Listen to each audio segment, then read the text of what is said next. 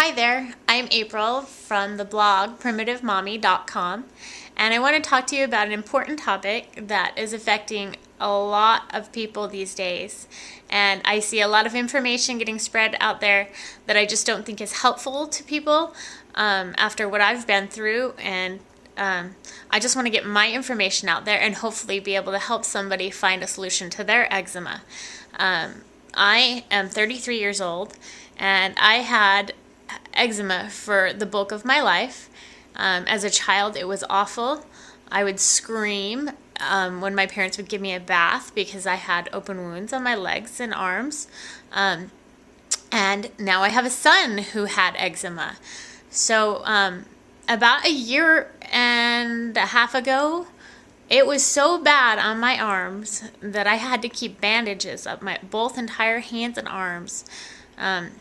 I had cracks on my hands that would hurt so horribly when I tried to wash dishes. I was just not functioning as a mother. I couldn't do the things I needed to do. And it was embarrassing. I couldn't go out without long sleeves on.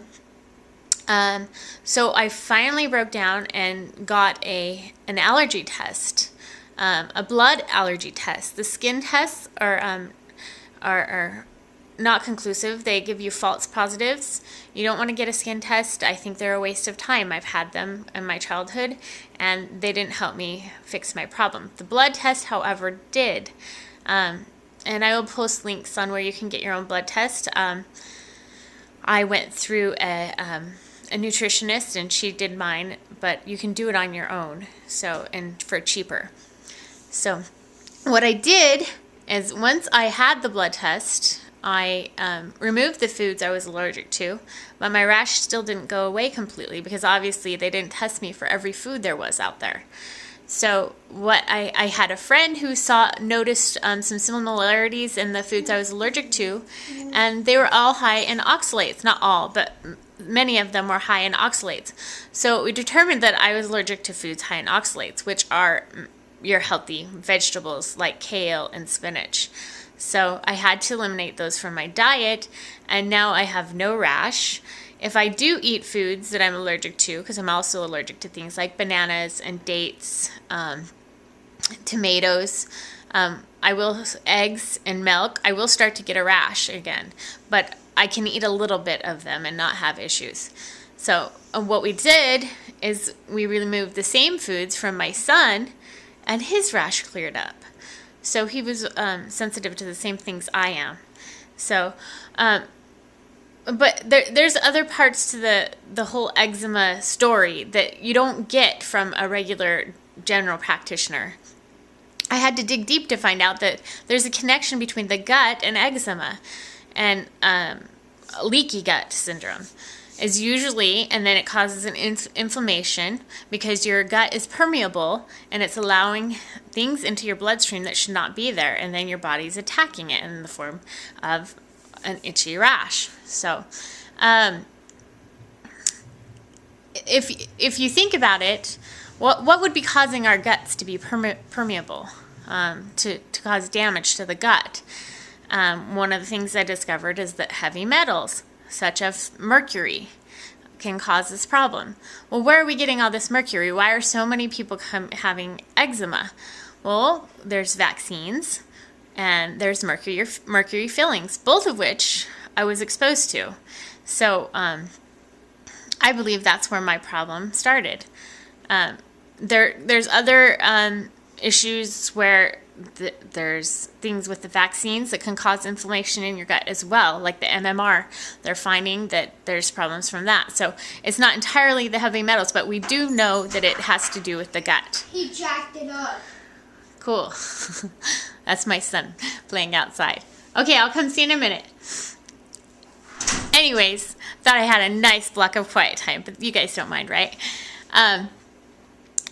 So I'd like to talk about the topic more because there's so much to talk about, and I'm probably not covering everything. But I really want this information to be available because I find so much misinformation, and it was so hard for me to come to this information. Hopefully it's becoming more available for people. But people seeking the steroid creams and different topical creams. Oh, what can I put on it? Well, the only thing for me that soothed the itch was oregano oil. It actually made it stop itching, and I could not leave the house without it. And the oils still, like I would put coconut oil. You want to stay away from all the toxic stuff. You're causing stunted growth. Children on the steroid creams gain weight. We don't know what they're doing. You want to stay away from that stuff. It's only causing a temporary fix, and you're covering the problem. There's a problem, and it's only going to get worse. You have to address the problem. So my rash is gone. My son's rash is gone. We're fine. He'll get itchy if he eats some cinnamon, if he eats some beans, like kidney beans, and if I eat those things as well. I'm pretty sensitive to those. Eggs, I'm extremely sensitive to those. But that's not saying that's going to be your problem.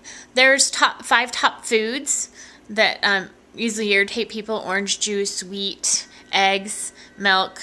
I can't remember the other one, but you can find them on mercola.com. He has some good information about eczema. And but removing those didn't make my rash go away. So I was eating extremely healthy, juicing every day, and I was poisoning myself with all the oxalates in my juice because my body was not responding well to them. So it's really important to find out what's going on in your body so that you can help your body heal. The creams are not going to help you heal.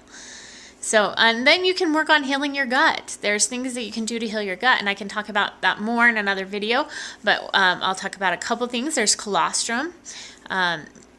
There's aloe. Eggs won't work for me, but raw eggs is supposed to help heal the intestinal lining.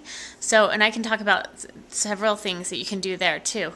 But I just want the information to be there that don't try to cure your eczema topically. It's not going to happen. So I hope this helped you, and let me know if you have any questions. I'd be happy to address some. I feel like when I see this posted, this question about eczema and rashes, I see it on babies now where people are asking. I feel like I have to go around and post on every single question because I feel like people are not getting correct information on it. And I don't want to see children on these topical steroids. So thanks for listening, and you can check out my blog on PrimitiveMommy.com. And I'll see you again soon. Bye.